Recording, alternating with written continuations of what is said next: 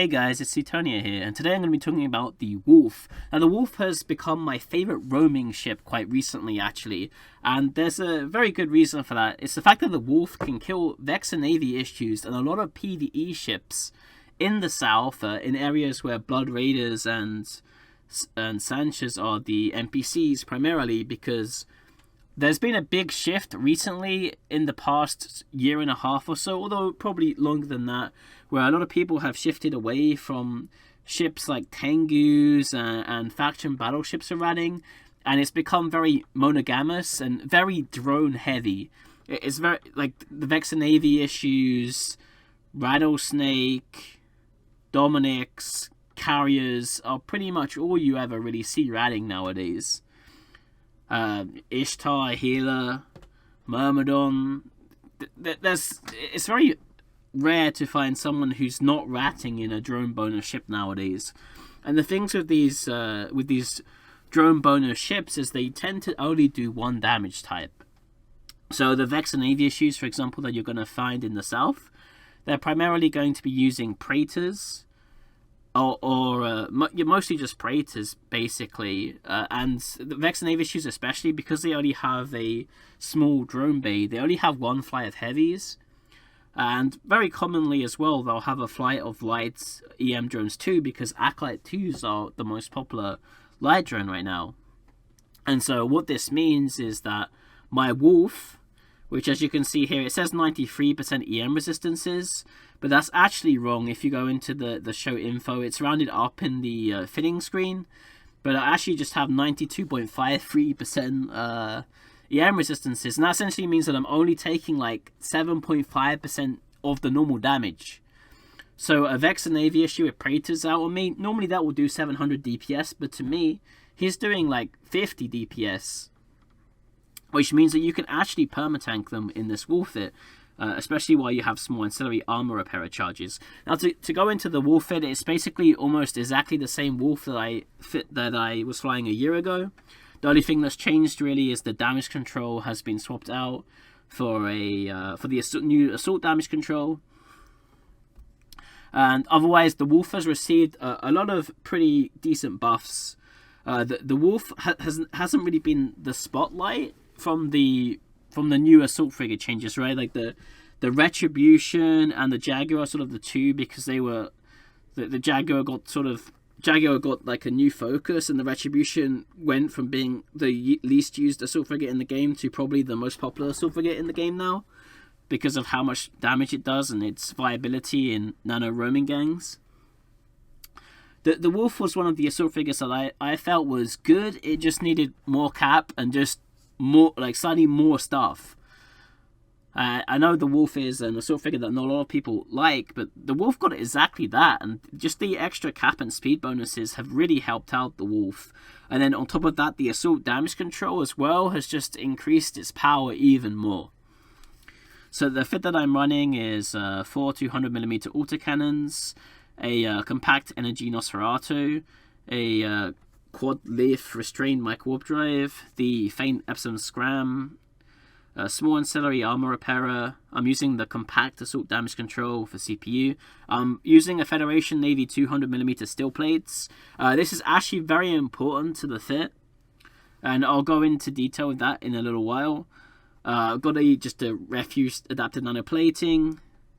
I've got the Tech 2 Gyrostabilizer on here too, and a Tech 2 burst aerator for rate of fire, and then just a Tech 2 anti-explosive pump just to plug my explosive hole on the Wolf.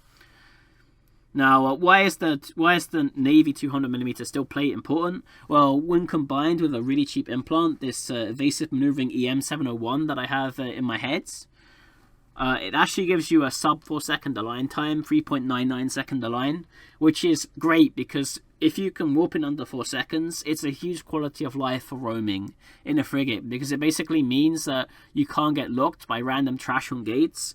To be able to lock something that warps in under 4 seconds, generally you need a sensor boosted frigate or an interceptor to catch it, So it's just nice quality of life, because like a random destroyer with a sensor booster is generally not going to be able to lock you before you warp off. Like you can really feel a big difference between going down from a 5-second warp, which is what it would be without the implant or the plate, to a under 4-second warp. It's just a huge quality of life. The Wolf as well benefited a lot from speed buffs too. And the Federal Navy plate also just makes you slightly faster. You do have some power grid and CPU to play around with if you don't have perfect skills as well, which is always nice. And the Wolf goes almost the same speed as a Rifter. Almost just under 3.2k a second is very good. This is one of the reasons why I really like the Wolf. Like, it's very good at killing Vex and Navy issues, as I mentioned specifically, but it's still just an all-around solid assault frigate. It has a lot of options. You can slingshot kiters in this. The main weaknesses of the Wolf, of course, is that it doesn't really have much in the way of control, which makes it very difficult to disengage from fights, and it also can be difficult to hold some people down. The Wolf doesn't really get screwed over that much, though, by like scram kiters or people going onto your guns, because it has both a fall-off bonus and a tracking bonus. So the fact that it only has the scram isn't a super big weakness that it would be like on another ship, like an NU with a cap injector, for example. So anyway, let's just to go over the implants quickly. I'm just running really cheap implant set. The cost of this implant set is about 4 to 5 mil, and it's just generally very efficient. You can probably cut out the armor one here in slot 10-2, but I'm just running 3% small projectile turret damage, which is 2 million ISK approximately. It's just an extra 3% damage, which is nice. The 1% agility implant, as I mentioned, is very nice, and it's pretty key to the fit. You can get away with not using it, but I definitely think that getting under 4 second align is just going to be a huge quality of life for roaming around. Just using a 3% hull implant just because it's pretty efficient. The Wolf has a decent amount of hull HP, 996 HP, so it's just nice to have it, and it's just cheap generally. Surgical strike, just another 1% damage, which combines with the small projectile one to get slightly more than 4% DPS. And then I'm just running a 1% armor implant because why not? Again, because of the price of the plate, unfortunately, it has pushed the fit up to about 75 mil, which might be a bit too cost inefficient for some people. The main strength of the Wolf that I find is the fact that it can do a lot of things that a lot of frigates actually can't do anymore in the metagame, and that's it can put a lot of pressure onto groups to actually form up to kill you. The problem with a lot of other frigates right now is that you can't really do much to the generally like PvE players or miners anymore, because a lot of miners have moved out of Hulks and Machinors and Orcas, and now they're just mining in Rorquals that have Sinos, and they have 40k DPS tanks and can have a fax teleport to them at any point. The same for a lot of the old style Rattles that you could kill.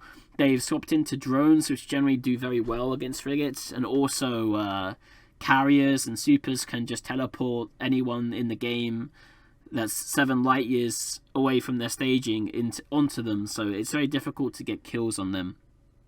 So the good thing about the Wolf, though, is it can kill Vex and AV issues. It can kill rattlesnakes in some cases, and it can just kill any sort of...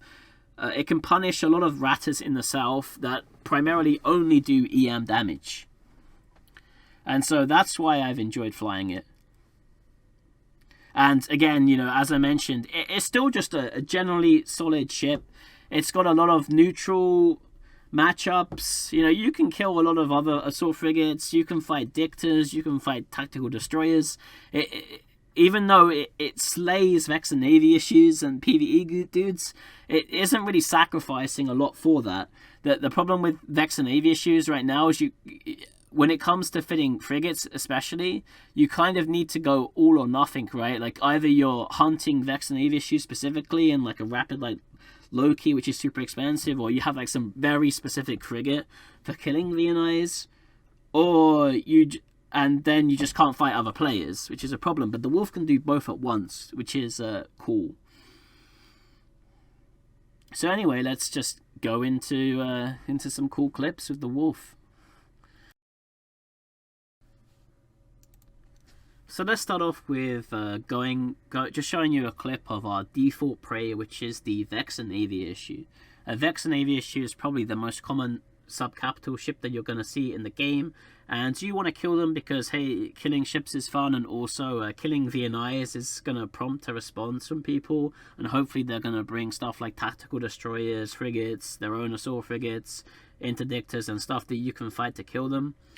Of course, Vexor Navy issues generally only carry the primary damage type heavy drone that they're running in. In this case, we're going for VNIs in the south, so they're only ever really going to have Praetor 2s, and then normally they'll have a set of ECM drones sometimes, if not just backup Praetor 2s in case they somehow lose them, and then usually a flight of lights. Normally this is Acolyte 2s, just because Acolyte 2s happen to be the most popular type to use when you're fighting against frigates.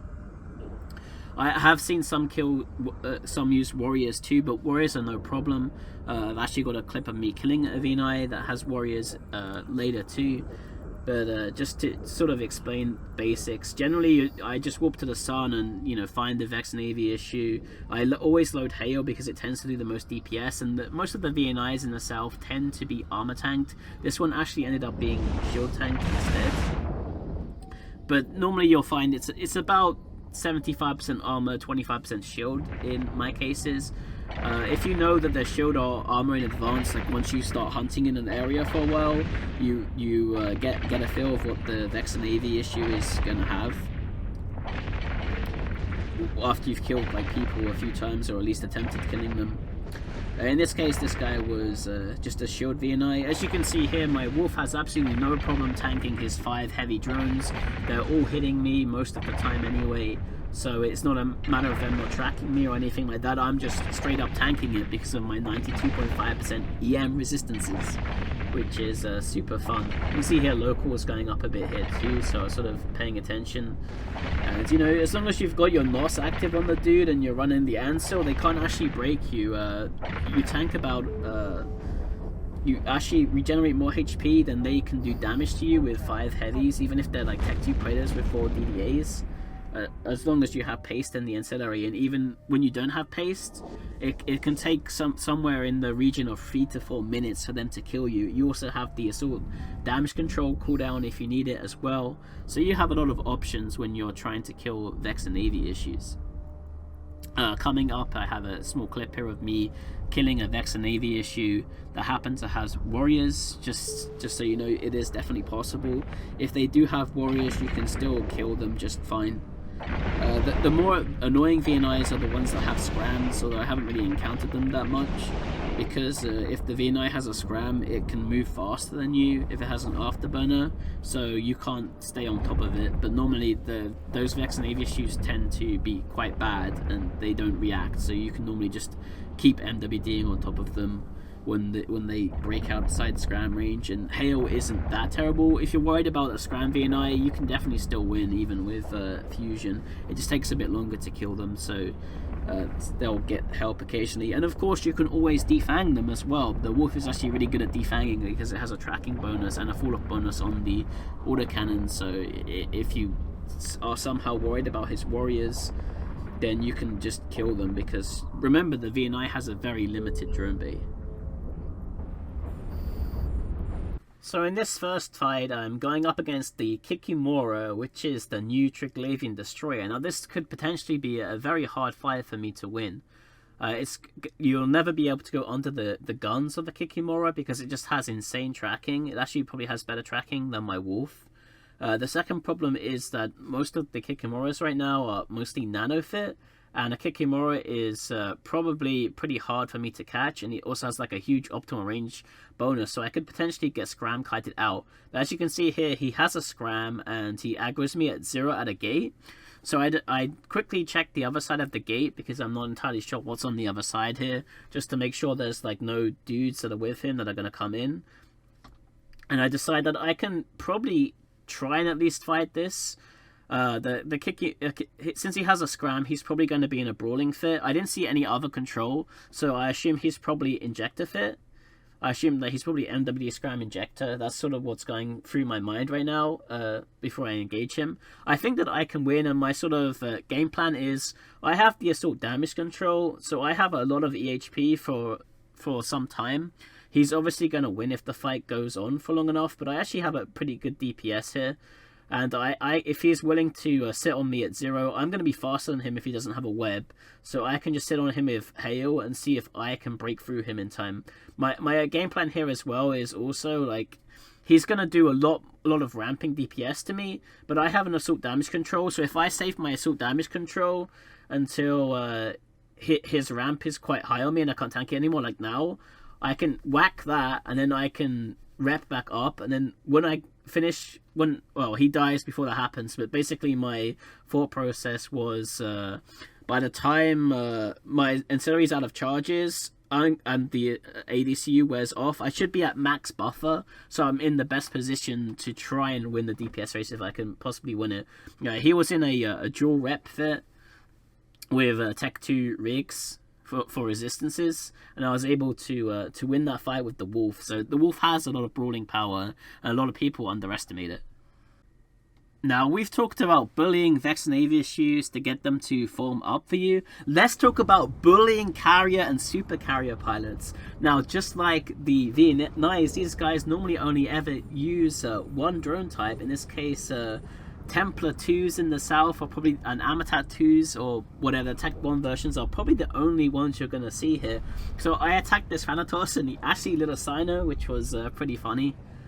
Gotta light that Sino for that frigate here, and he's just has his Templars here orbiting him for some reason, so I just decided to kill them. You're probably never gonna kill the carrier because it has like 1.4 million EHP or something. If it has like double capital should extend a double LSE fin, if it's active, you'll never kill it. But one thing is, because I have 93% EM resistances, I can just kill these Templar 2s, and this is obviously going to be really annoying to the carrier and super capital pilots, because not only are you interrupting their ticks, you're also, if you kill them, you're basically just taking away their income. Especially like Tech 2 Templar 2s, for example, it's probably going to cost you around 100 mil for a set to replace them, and for Tech 2 heavies, probably around 250 to 300 million is to replace them, and you can definitely kill a lot of them in a set here. So you can see here, I have to MWD after the Templar 2s, unfortunately, because they default engage at quite a long range, and unfortunately, fighters move at such a huge, horrendous base speed that they're very hard to keep up with, since they move at like 2.4k a second base or something on a Nidhogger with like one drone nav, or on a Thanatos they probably go about 2k a second, so you pretty much have to permanently MWD to keep up with them. You can see I'm orbiting them at 2,500. That's just because I don't want to like get on top of it and then for my speed to go down. If I orbit at 2,500, I keep going at 2.5k a second, and because the Wolf has the MWD Sig Bloom bonus as well, fighters are not going to apply for full DPS too because of Sig, and also because of your speed on top of that as well. So not only are you getting damage mitigation from just having huge fuck off EM resistances, which is awesome, but they're also not going to be applying full damage to you either. You can see here, look, I'm getting hit for 8 sometimes. Normally they're only doing about 30 each, and while my Ancillary has paste in it, I can actually just tank them straight up. The hard part really is because I have to MWD after the fighters, I can't activate my Nosferatu on the Thanatos, so it's hard to keep the Repper active. And I also actually made a mistake in this specific case because I didn't set my Ancillary to auto reload off. Although I do actually manage to survive to reload my Nanite paste, which is awesome. So you can see here just how this Wolf was actually able to survive like 60 seconds without even repping, with just the like assault damage control and just the buffer tank that you have, and I'm able to just start killing his fighters, which is pretty hilarious. For supers, it's a bit harder actually, because they just do so much more DPS. A super does about double the DPS to you that a carrier does, but you can still at least get a few of his Amitats before you have to bail here.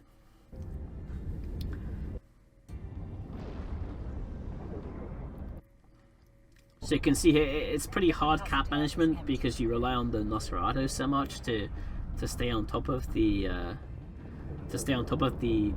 Templars. And you can't Nos the Thanatos because he's too far away from them. But I was able to get like one of his Templar 2s before I had to like consider bailing out. And I was even trying to go for the other ones. Unfortunately, the main problem in this case with this Thanatos actually is more of the rats rather than the Thanatos itself, because all of the rats are shooting me because the Blood Raiders have great logic where they'll rather kill me, the guy who's been farming them, than the guy who's been farming them in a carrier for the past 5 hours. The battleships have good primary priorities. So let's look at me harassing a poor innocent super capital pilot Ratter. Now, it's definitely possible to kill the heavy fighters, as I mentioned. In this case, I started recording a bit late, so you don't quite see. I used my assault damage control cooldown, and I've used a few pace charges already. But you can actually tank a super in a wolf, providing that they only use EM damage while you have pace, which is pretty hilarious. He actually recalled one of his Templar 2s, and he put out... He put out a siren instead.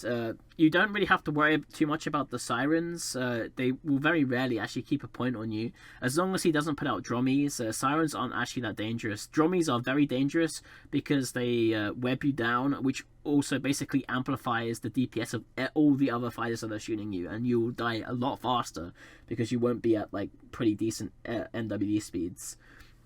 So you can see here I've already killed four out of his heavy fighter, which is pretty funny. Unfortunately, you don't get kill mails unless you actually kill the whole thing, which is kind of disappointing. Once he recalls this Amatat 2 here, unfortunately I wasn't quite able to get the 5th one, but killing 4 of them is nice. At least did 150 mil of damage to him or something. I decided to start MWDing away and prepared to get out here, because since he recalled the heavy fighter, I'm a bit worried about him putting out a Drommy too. And also, I had no pace left, and I was out of cap, and my assault damage control was on cooldown, so that's time to leave. Now, a lot of super pilots are actually probably just gonna straight up warp out as soon as your nasty little frigate lands in their sight, because frigates are really scary, especially if you're in a super capital ship, and you can punish them by just gramming one of their Amatats. In this case, this guy only had Tech 1 Amatats. Unfortunately, he wasn't able to mine enough spotter main in his Rockall before he bought his Hell to get the Tech 2 ones. But this is actually pretty funny. You can, even if you don't intend to kill supers and carrier pilots, and obviously you can't, but you can actually a lot of them will just as soon as anything lands in their sight, they will just warp off and get super spooked. And as long as you scram the fighter, they can't actually recall it. So if they just get spooked and warp off, you can just scram their fighter and kill it, and give them a pretty humiliating lost mail. I know they really hate it when they die. And also, it's just pretty funny, and it really annoys them.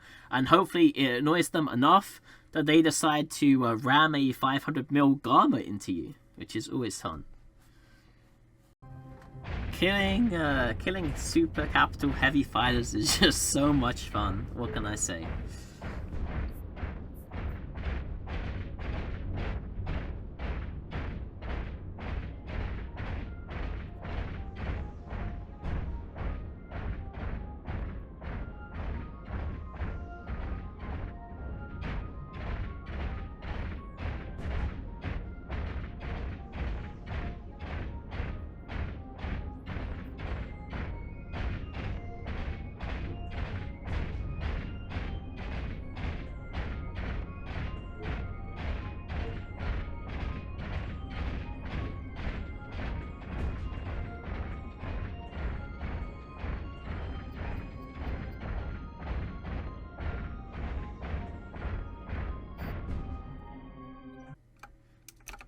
Eventually, news of your bullying is gonna spread, and even systems that have super capitals and Rockalls in them are not going to stop you from looting their Galanti and counter surveillance systems.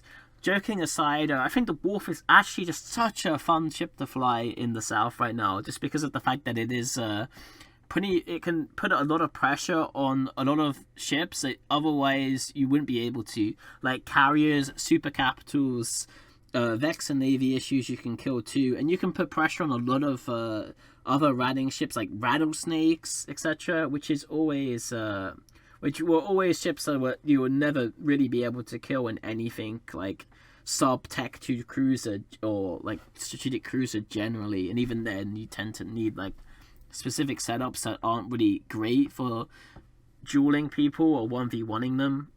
And I've had a lot of fun with the Wolf, and it's definitely one of those ships I think that got overlooked a lot in the Assault Frigate update because it just kind of got generally better. Just the fact that it has the super high EM resistances just makes it such an awesome ship for roaming the south. Another actual really cool thing here, so you can see I stole 833 million ISK from this ESS, which is awesome. Another cool thing you can do since I think October or September is abuse the cargo deposit feature.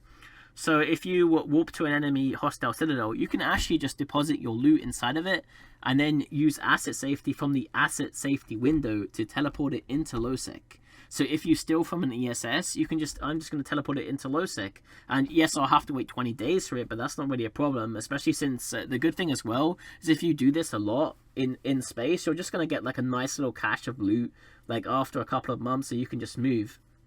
You see there, I just deposited that stuff into the cargo deposit, and then what you can do is you can then go into the asset window.